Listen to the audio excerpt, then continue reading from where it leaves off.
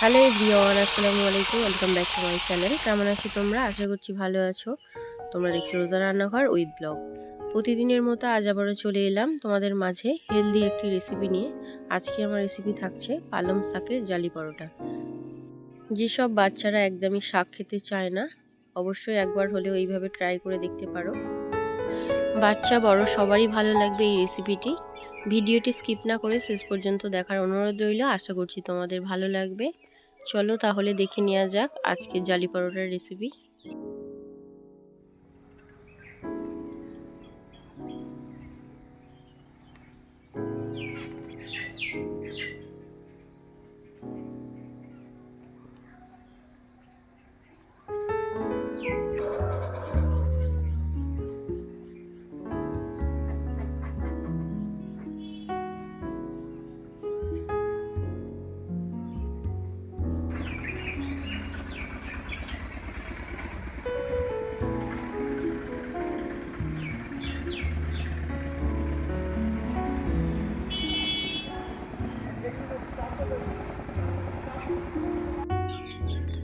চলো তাহলে বাগানের দিকে যাওয়া যাক। যেহেতু পালং শাকের জালি পরোটা করব, তার জন্য তো পালং শাক লাগবে। ওই জন্য এখন যাচ্ছি বাগানে। বাগান থেকে তুলে নেব পালং শাক।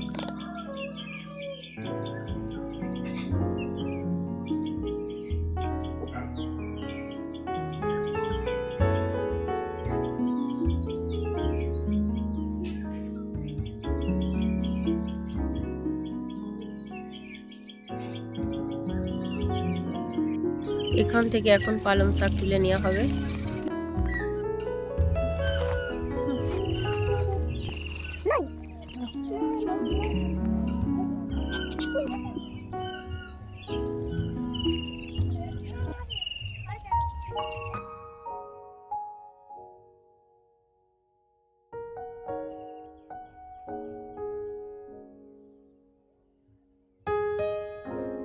পালং শাক তোলা হয়ে গিয়েছে, এবারে বাড়ি চলে যাব।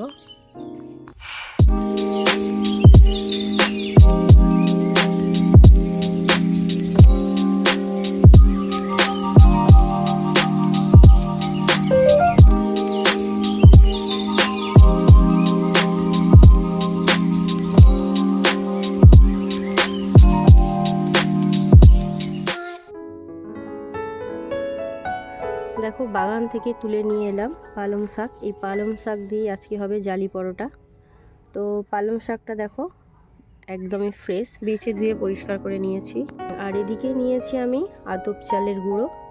আতপ চালটা আমি গুঁড়ো করে নিয়েছি, এখানে 500 গ্রাম নিয়েছি। আর এদিকে নিয়েছি নুন, আর নিয়েছি ঘি। এই ঘিয়ের মধ্যে 2 চামচ ঘি আছে, আর 1 চামচ সাদা তেল দিয়েছি। এতে তেল ব্রাশ করার জন্য এখানে একটা কলা গাছের ডান্ডা কেটে নিয়েছি। আর জালি পরোটার জন্য মেন যেটা লাগছে সেটা হলো এই ফ্রেমটা। এই ফ্রেমটা দিয়েই জালি পরোটা বানানো হবে।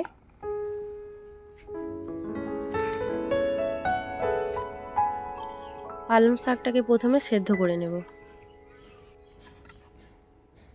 পালং শাকটা সেদ্ধ করে নিয়েছি, ঠান্ডাও হয়ে গিয়েছে। এবারে পেস্ট করে নেব।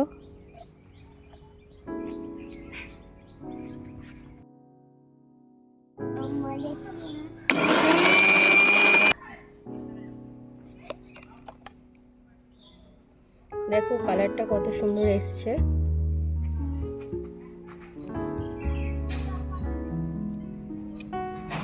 জালি পরোটার জন্য এবারে ব্যাটারটা বানিয়ে নেব। চালের গুঁড়োর মধ্যে এবারে পালং শাকের পেস্টটা দিয়ে দেব।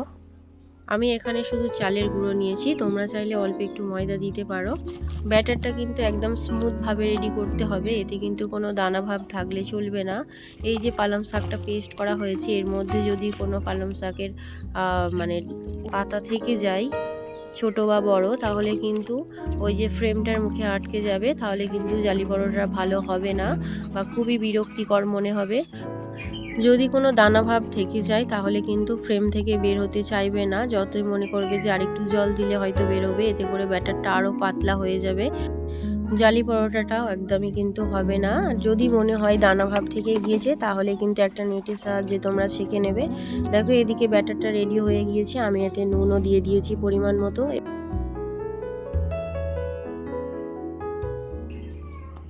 উনুন উনুনটা জ্বালিয়ে নিয়েছি, এবারে তাওয়াটা বসিয়ে দেবো।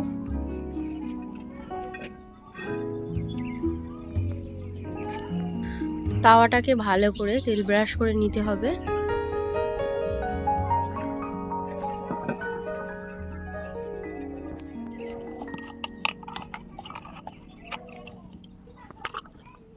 ব্যাটারটাকে ভালো করে এরকম নাড়িয়ে নিয়ে এই ফ্রেমের মধ্যে তুলে নিতে হবে। এবারে জালি পরোটাগুলো বানিয়ে নেব। ব্যাটারের ঘনত্বটা খুব পাতলাও না আবার খুব গাঢ়ও না, তোমরা দেখলেই বুঝতে পারবে ফ্রেম থেকে পড়ছে সহজেই। এইভাবে করতে হবে, কিন্তু ব্যাটারটা যদি ফ্রেম থেকে গল গল করে পড়ে তাহলে কিন্তু হবে না। নিশ্চয়ই বুঝতে পারছো আমি কেমনটা বলছি। এখানে ঘি আর তেলের যে মিশ্রণটা করেছিলাম সেটা দিচ্ছি। তোমরা চাইলে শুধু ঘি দিয়েও করতে পারো, আবার শুধু সাদা তেল দিয়ে করতে পারো।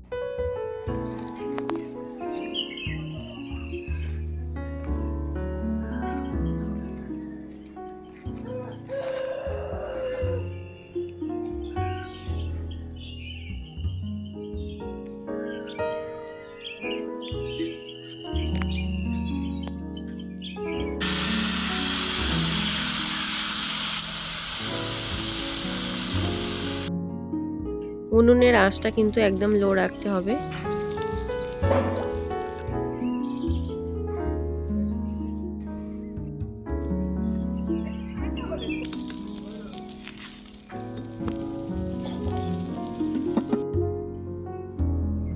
জালি পরোটা বানানো হয়ে গিয়েছে। তোমরা চিকেন কারির সঙ্গে এই পরোটাটা খেতে পারো।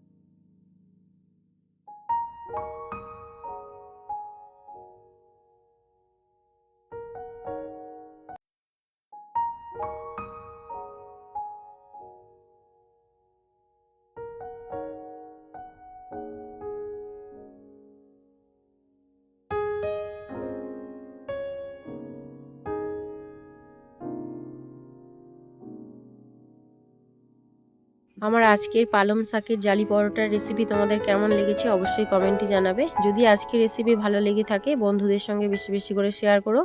দেখা হচ্ছে আবারও নেক্সট অন্য কোনো রেসিপির সাথে। ভালো থেকো, সুস্থ থেকো, পরিবারের খেয়াল রেখো। বাই, আল্লাহ হাফেজ।